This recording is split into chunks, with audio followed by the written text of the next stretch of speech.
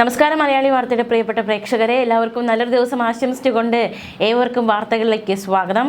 സംഭവം ബഹുലമായിരുന്നു തലസ്ഥാന നഗരം. കഴിഞ്ഞ ദിവസം വധശ്രമ കേസിൽ ഒളിവിലായിരുന്ന തിരുവനന്തപുരം കോർപ്പറേഷനിലെ വാഴോട്ടുകോണം വാർഡ് BJP കൗൺസിലർ സുഗതനെ പിടികൂടുന്നതിനിടെ തലസ്ഥാനത്ത് അരങ്ങേറിയ നാടകീയ സംഭവ വികാസങ്ങളാണ്. ഒരുപാട് ഭയാനകത, ഭീകരത നിറഞ്ഞ ഒരുപാട് നിമിഷങ്ങൾ ഒടുവിൽ സുഗതനെ പിടികൂടുന്നു. സുഗതൻ ഇപ്പോൾ സെൻട്രൽ ജയിലിലാണ്. രഹസ്യ വിവരത്തിന്റെ അടിസ്ഥാനത്തിലാണ് പോലീസ് എത്തുകയും സുഗതനെ പിടികൂടാൻ ശ്രമിക്കുകയും ചെയ്തത്. അത് വലിയ രീതിയിലുള്ള ചില കയ്യാങ്കളിയിലേക്ക് കാര്യങ്ങൾ നയിക്കപ്പെട്ടു.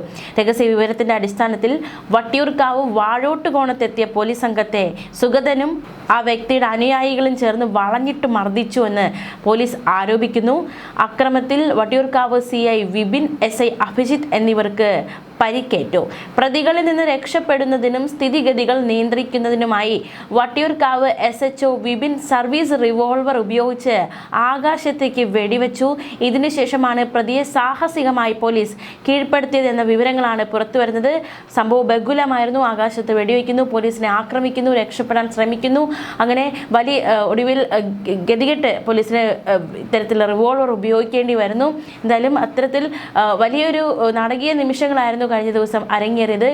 മാത്രമല്ല, പരിക്കേറ്റ CIയും SIയും ആശുപത്രിയിൽ പ്രവേശിപ്പിക്കുകയുണ്ടായി. CI വിപിനെ നിലവിൽ സ്കാനിങ്ങിന് വിധേയമാക്കിയിരിക്കുകയാണ്. മുൻപ് റൗഡി ലിസ്റ്റിൽ ഉൾപ്പെട്ടിരുന്ന സുഗതന്റെ കൗൺസിലർ സ്ഥാനാർത്ഥിത്വം നേരത്തെ തന്നെ വലിയ വിവാദങ്ങളിലേക്ക് നയിച്ച കാര്യമാണ്. ഒരാളെ വധിക്കാൻ ശ്രമിച്ച കേസിൽ പ്രതിയായ സുഗതന് ഹൈക്കോടതി മുൻകൂർ ജാമ്യം നിഷേധിച്ചിരുന്നു. ഈ മാസം 7-ാം തീയതിക്ക് മുൻപായി അന്വേഷണ ഉദ്യോഗസ്ഥന് മുന്നിൽ ഹാജരാകാനായിരുന്നു നിർദ്ദേശം. പക്ഷേ കോടതി ഉത്തരവ് ലംഘിച്ച് ഒളിവിലായിരുന്നു സുഗതൻ. മാത്രമല്ല, ഇന്ന് കഴിഞ്ഞ ദിവസം പ്രദേശത്ത് എത്തി എന്ന രഹസ്യ വിവരം കിട്ടി. ഇതിന്റെ അടിസ്ഥാനത്തിലാണ് പോലീസ് സുഗതനെ പിടികൂടാൻ എത്തിയത്. പോലീസിനെതിരെ കുടുംബ ആരോപണം ഉന്നയിച്ച് രംഗത്ത് വന്നിട്ടുണ്ട്. മകളെ പിടിച്ച് തള്ളി എന്നതടക്കമുള്ള ആരോപണവുമായി ബന്ധുക്കളൊക്കെ രംഗത്ത് വന്നിട്ടുണ്ട്. എന്തായാലും അറസ്റ്റ് രേഖപ്പെടുത്തിയ സുഗതനെ വട്ടിയൂർക്കാവ് പോലീസ് സ്റ്റേഷനിലേക്ക് മാറ്റി അവിടെ നിന്ന് നേരെ സെൻട്രൽ ജയിലിലേക്ക് മാറ്റിയിരിക്കുകയാണ്. എന്തായാലും പോലീസിനെതിരെ ഗുരുതര ആരോപണങ്ങളുമായി കൗൺസിലർ സുഗതനും രംഗത്തെത്തിയിരുന്നു. താൻ ചിക്കൻ ബോക്സ് ബാധിതനാണെന്നും പോലീസിനോട് കോടതിയിൽ ഹാജരാകാൻ 2 ദിവസം സമയം ചോദിച്ചിട്ടും അനുവദിച്ചില്ലെന്നും സുഗതൻ ആരോപിച്ചു. അറസ്റ്റിനെ എതിർത്ത തന്റെ ഭാര്യയെയും മകനെയും പോലീസ് ക്രൂരമായി മർദ്ദിച്ചതായും സുഗതന്റെ ആരോപണം.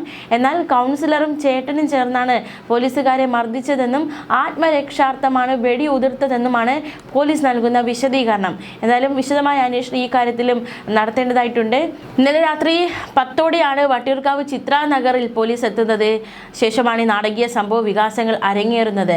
സുഗതന്റെ അനുയായികളായ BJP പ്രവർത്തകരാണ് പോലീസിനെ വളഞ്ഞത്, പ്രദേശത്ത് സംഘർഷാവസ്ഥ ഉണ്ടാക്കിയത്. പ്രവർത്തകർ പോലീസിനെ കയ്യേറ്റം ചെയ്യാൻ ശ്രമിച്ചു.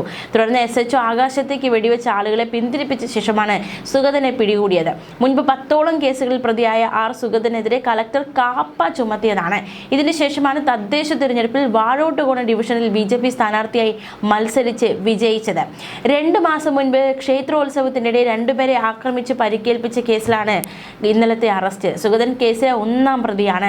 സുഗതൻ ആക്രമിച്ച് കൊലപ്പെടുത്താൻ ശ്രമിച്ചെന്നാണ് മർദ്ദനം നേരിട്ടവർ പോലീസിൽ മൊഴി നൽകിയത്. പക്ഷേ ക്ഷേത്രോത്സവം അലങ്കോലമാക്കാൻ ശ്രമിച്ചവരെ കൗൺസിലർ തടഞ്ഞെന്നായിരുന്നു BJP ഉന്നയിക്കുന്ന വാദം.